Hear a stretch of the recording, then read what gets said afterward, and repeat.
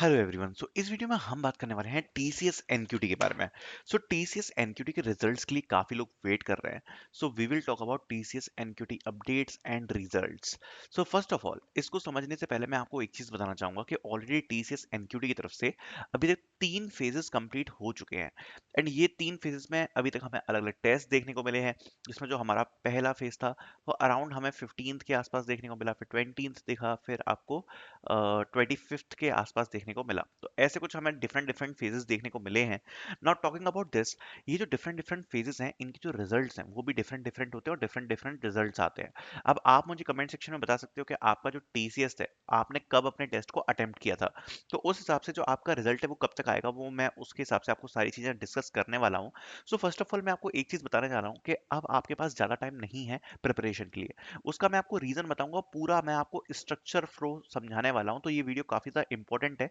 Make sure to watch till the end. Okay. First of all, अगर आपने TCS का NQT का exam complete कर लिया है, नाउ आपका जो अगला स्टेज है वो है आपका टीसीएस का इंटरव्यू। अब ये जो इंटरव्यू है ये कब आता है, कैसे आता है, क्या इसका सीन रहता है, तो इसके बारे में सब कुछ समझते हैं। फर्स्ट ऑफ ऑल, टीसीएस इनके इंटरव्यू काफी सारे बच्चों को भेजती है। आप ये मान के चलो कि अगर आपने टीसीएस एनक्यूटी का एग्जाम दिया है, इवन आपका परफॉर्मेंस उतना अच्छा नहीं रहा, अगर आपका एवरेज परफॉर्मेंस भी है, तो भी यहाँ पर टीसीएस यहाँ पर आपको इंटरव्यूज भेजती है। अब यहाँ पर जो सबसे बड़ा फंडा है वो ये है कि टीसीएस की तरफ से जो हाईएस्ट नंबर ऑफ इंटरव्यूज हैं वो जाते हैं टीसीएस की डिजिटल प्रोफाइल के लिए। उसका रीजन ये होता है कि टीसीएस यहाँ पर टीसीएस डिजिटल के इंटरव्यू सबसे ज्यादा बच्चों को भेजती है। एंड उससे बेनिफिट ये होता है कि ज्यादातर बच्चों का डिजिटल के लिए इंटरव्यू लेते हैं। एंड डिजिटल इंटरव्यू के परफॉर्मेंस के बेस पर 2 प्रोफाइल्स असाइन करते हैं, या तो टीसीएस डिजिटल ही असाइन हो जाएगी या फिर टीसीएस की निंजा असाइन हो जाएगी। ये यहाँ पर डिफरेंशिएशन रहता है। अगर आपका टीसीएस एनक्यूटी का परफॉर्मेंस थोड़ा सा खराब है, तो आपको डायरेक्टली निंजा का ही इंटरव्यू जो होता है वो आता है। बट मेजोरिटी केसेस में अगर आपने थोड़ा बहुत अच्छा परफॉर्मेंस किया है, अगर आपका कोडिंग में भी परफॉर्मेंस अच्छा है, तो ज्यादातर बच्चों को यहाँ पर डिजिटल का इंटरव्यू देखने को मिल जाता है। देन जो तीसरी प्रोफाइल होती है वो होती है टीसीएस प्राइम। अब ये जैसा इसका नाम है वैसे ही इसका काम है। प्राइम का जो इंटरव्यू है वो कम बच्चों को आता है, काफी लेस स्टूडेंट्स होते हैं जिनको यहाँ पर प्राइम के इंटरव्यूज देखने को मिलते हैं। बट जैसा इसका नाम है वैसे ही इसका काम है। प्राइम का अगर आपको इंटरव्यू आ रहा है, तो आप ये मान के चलो कि प्राइम से ज्यादातर ज्यादातर बच्चों का जो डिग्रेडेशन है वो निंजा तक नहीं होता। अगर आपका प्राइम का इंटरव्यू हो रहा है और अगर आपका थोड़ा बहुत खराब भी जाता है, तो ज्यादातर प्राइम वाले बच्चों को डिजिटल प्रोफाइल असाइन हो ही जाती है। एंड यहाँ पर प्राइम का जो इंटरव्यू है, यहाँ पर ये दो चीजों पर भी इफेक्ट करता है कि आपका कॉलेज क्या है, ये भी मैटर करता है, आपके सीजीपीए भी मैटर करते हैं। प्लस टीसीएस में आप ये बात बोल सकते हो कि कहीं ना कहीं आपने जो परफॉर्मेंस दिया है वो भी एक सबसे बड़ा फैक्टर रहता है कि आपको प्राइम का इंटरव्यू आएगा कि नहीं। बट हाँ, आपका कॉलेज और सीजीपीए, ये दो चीजें भी काफी ज्यादा मैटर करती हैं। अब जो टीसीएस के रिजल्ट्स हैं वो कब से आना स्टार्ट हो सकते हैं, आपको कब से रिजल्ट्स देखने को मिल सकते हैं। तो देखो, 5 अप्रैल के बाद यहाँ पर टीसीएस के जो रिजल्ट्स हैं वो आना स्टार्ट हो सकते हैं। बिकॉज अगर हम लास्ट ईयर की बात करें, तो लास्ट ईयर जब टीसीएस एनक्यूटी कंडक्ट कराया गया था, तो जनरली आफ्टर 20 डेज जो रिजल्ट्स थे वो अनाउंस होना स्टार्ट हो गए थे। तो 5 अप्रैल के बाद से कभी भी जो आपके रिजल्ट्स हैं वो आना स्टार्ट हो सकते हैं। That's why it is important कि अभी आप ये मान के चलो कि आपके पास मोटे मोटे प्रिपरेशन के लिए 7 से 8 दिन का समय है। बिकॉज यहाँ पर जब आपके रिजल्ट्स अनाउंस होते हैं, रिजल्ट्स अनाउंस होने के बाद यहाँ पर आपको 3 से 4 दिन के अंदर इंटरव्यूज आ जाते हैं। 3 to 4 डेज केवल लगते हैं इंटरव्यूज आने में। That's why it is very important कि यहाँ पर आप अपनी जो प्रिपरेशन है उसको उसके लिए इंतजार मत करना कि जब मेरा रिजल्ट आएगा तो मैं देखूंगा कि मुझे प्रिपरेशन करनी है। आपको अपनी प्रिपरेशन आज से ही, अभी से ही स्टार्ट करनी पड़ेगी। बिकॉज उस टाइम पर आपको इतना वक्त नहीं मिलेगा और तब आपको रिग्रेट होगा कि काश मैं पहले अगर इसकी प्रिपरेशन कर लेता तो मेरा काफी ज्यादा सही चीज हो जाती। बिकॉज उस टाइम पे आपको ट्रैवलिंग भी करनी पड़ेगी इन पर्सन इंटरव्यू के लिए, और वो आपका टाइम भी इफेक्ट करने वाली है। That's why it is important कि आप टीसीएस के अभी से ही इंटरव्यूज के लिए प्रिपेयर करना स्टार्ट कर दो। दूसरी बात, अब इसको आगे बढ़ाते हुए हम एक चीज और समझेंगे कि ये जो रिजल्ट्स हैं ये काफी डिफरेंट डिफरेंट चीजों से अफेक्ट करते हैं। जैसे फॉर एन एग्जांपल मैं आपको बताऊंगा, सबसे पहले जो आपके रिजल्ट्स हैं ये मल्टीपल फेजेस में अनाउंस होते हैं। जैसे टीसीएस एनक्यूटी के अभी तक 3 फेज हो चुके हैं, बट रिजल्ट आने में इसके जो फेजेस हैं वो यहाँ पर 3 फेज से भी ज्यादा हो सकते हैं, like 5 to 6 phases you can expect कि जिसमें रिजल्ट आता है। बिकॉज इसमें काफी चीजें इफेक्ट करती हैं, जिसमें पहला सबसे इंपॉर्टेंट पॉइंट होता है लोकेशन। लोकेशन बेसिस पे रिजल्ट काफी बार हमने देखा है कि हमें आते हुए दिखते हैं। जैसे for an example last year Kolkata location के जो रिजल्ट्स थे वो सबसे पहले रिलीज करे गए थे, जिसमें जिन भी बच्चों का कोलकाता के ऑफिस में इंटरव्यू होना था उन बच्चों को यहाँ पर इंटरव्यूज आ गए थे और कोलकाता से जो टीसीएस के इंटरव्यूज थे वो स्टार्ट हुए थे।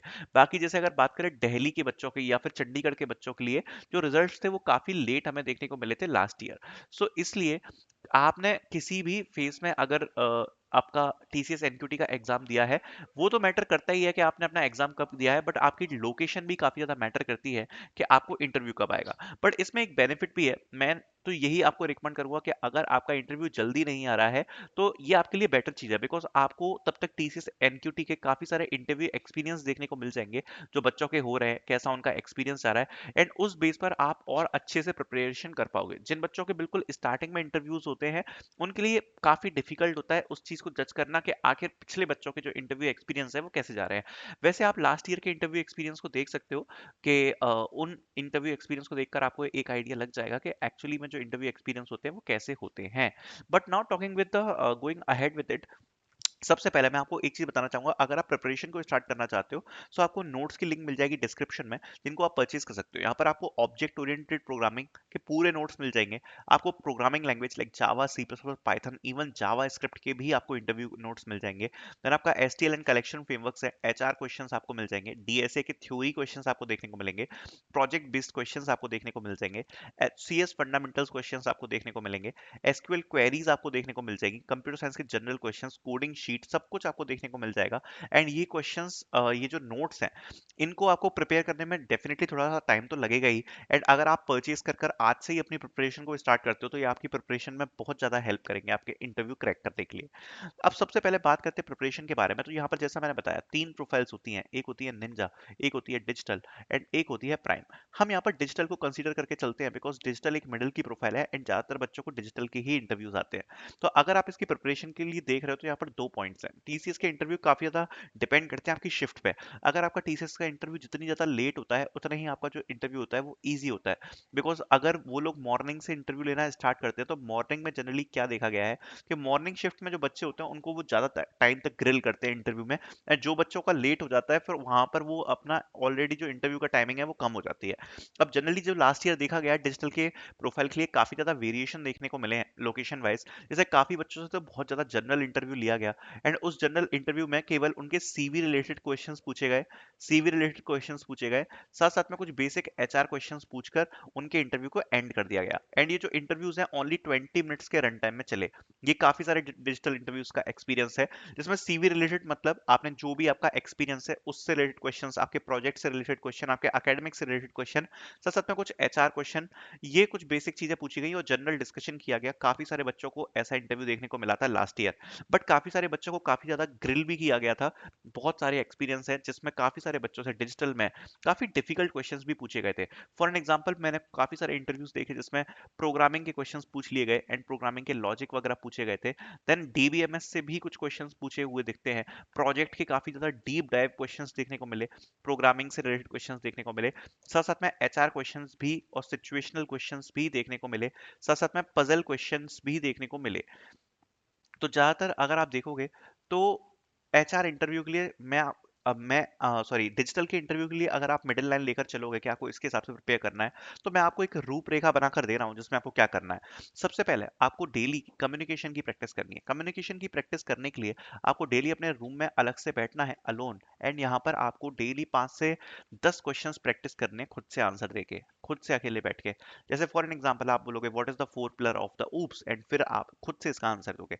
तो सबसे पहले तो आपको कम्युनिकेशन की काफी अच्छी प्रैक्टिस करनी है जिससे आपका पूरा अंदर का डर निकल जाएगा, और अगर आपकी कम्युनिकेशन स्किल्स अच्छी है आपके सिलेक्शन के चांसेस ऑलरेडी बहुत ज्यादा बढ़ जाते हैं। फिर टॉपिक्स जब हम पढ़ने की बात करते हैं तो सबसे पहले आपको अपने सीवी को बहुत अच्छे से गो थ्रू करना है। आपने अपने सीवी में जो जो मेंशन किया है वो टॉपिक्स आपके अच्छे से प्रिपेयर होने चाहिए। एक प्रोग्रामिंग लैंग्वेज कोई भी हो वो आपकी बहुत अच्छे से प्रिपेयर होनी चाहिए, आपको उस लैंग्वेज के अराउंड सारे क्वेश्चंस कवर होने चाहिए। फिर आता है ऑब्जेक्ट ओरिएंटेड प्रोग्रामिंग। तो ऑब्जेक्ट ओरिएंटेड प्रोग्रामिंग से रिलेटेड क्वेश्चंस पढ़ना बहुत इंपॉर्टेंट है, आपको ऊप्स यहाँ पर पढ़ के जाने हैं। फिर आती है जनरल स्किल, वो होती है एसक्यूएल। तो एसक्यूएल की एटलीस्ट 20 to 30 क्वेरीज प्रैक्टिस करके जाना, वैसे जो भी मैं आपको बता रहा हूँ ये सब आपको नोट्स में मिल जाएगा, जो मैंने आपको बता रखा है। इसमें आपको 60 क्वेरीज, ऊप्स के नोट्स, प्रोग्रामिंग के नोट्स सब कुछ मिल जाएंगे, तो आप चेकआउट कर लेना नोट्स को, ठीक है। तो एसक्यूएल के भी 20 to 30 क्वेश्चंस जरूर प्रैक्टिस करके जाना। अपने प्रोजेक्ट को काफी अच्छे से पढ़ के जाना, बिल्कुल डिटेल में। देन आता है सिचुएशनल एंड एचआर क्वेश्चन, ये आपको पढ़ के जाना। तो अगर आप इतना पढ़ के जाते हो तो आपकी जो स्थिति है वो काफी ज्यादा अच्छी होगी। एंड सबसे इंपॉर्टेंट आता है टीसीएस के बारे में जरूर पढ़ के जाना। टीसीएस के बारे में, खुद की कंपनी के बारे में जरूर पढ़ के जाना, आपको काफी ज्यादा बेनिफिट होगा। अगर आप इतना कुछ कर लेते हो तो आपकी प्रिपरेशन काफी ज्यादा अच्छी हो जाएगी एंड आपके सिलेक्शन के चांसेस भी होंगे। Thank you so much for watching. Previous year के इंटरव्यू एक्सपीरियंस हम बहुत ही जल्द लेकर आएंगे चैनल पर। Thank you so much.